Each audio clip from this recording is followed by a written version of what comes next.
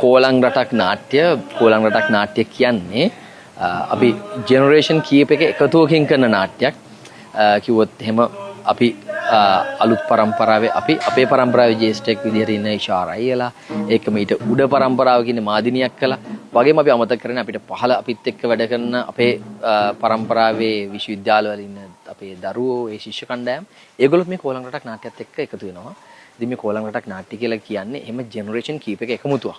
ඒ වගේ මේ නාට්‍ය සුවිශේෂී වෙන්නේ කෝලං, සොකරි, නාඩගම්, කවිනලු ගොඩක් මේ වගේ කාරණා කිහිපයක්ම අමතක වෙලා ගිහින් තියෙනවනේ. දැන් අපේ නාට්‍ය ප්ලොට් වලට, නාට්‍ය වස්තු විෂයන් වලට එහෙම අපි ඒක ආපහු ගේන්න හදන උත්සාහයක් තමයි කෝලං රටක් නාට්‍ය කියන්නේ.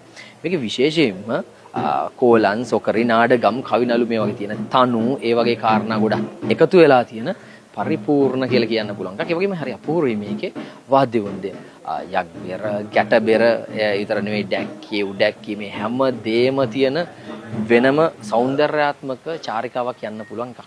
ඉතින් මම ආරාධනා කරනවා ගෞරවයෙන්ම විශේෂයෙන්ම අම්මලා තාත්තලාට, ඉස්කෝලේ යන පුතාලා, දුවලා දුදරු ඉන්න හැමෝටමත් එන්න කියන එක.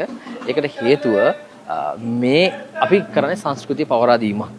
ඉතින් ඔබගේ දුව පුතා එක්කගෙන ඉන්න රඟහලට මේ වේදිකාවක මේ අඳුරක තියෙන චමත්කාරය මොකක්ද කියලා පෙන්වන්න. ඒ චමත්කාරය සමහරක් වෙලාවට ඔහුගේ සහකම්පනේ හැමදේම වැඩි කරන එකක් වෙන්න පුළුවන්. ඒ නිසා මේක අවස්ථාවක් කරගන්න මම ආරාධනා කරන්නේ පෙබරවාරි මාසයේ 26 27 පුංචි තියට රඟහලේදී පස්වරු 3:30 සහ 7 දර්ශන වාර දෙක පැවැත්වෙන්නේ. ඉතින් එන්න එකතු වෙන්න මේ වෙනස් වෙච්ච දේ බලන්න. ඒ වගේම ආරාධනා කරනවා සංවිධායකවරුන්ට අපි කැමතියි මේක අස්සක් මුල්ලක් නෑ, අර ගම් දනව පුරවල රටවල් වල යන්න කොළඹින් බැහැර ප්‍රදේශ වලට යන්න.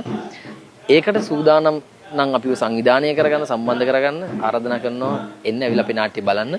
බලලා අපි රට පුරාම සංවිධානය කරමු.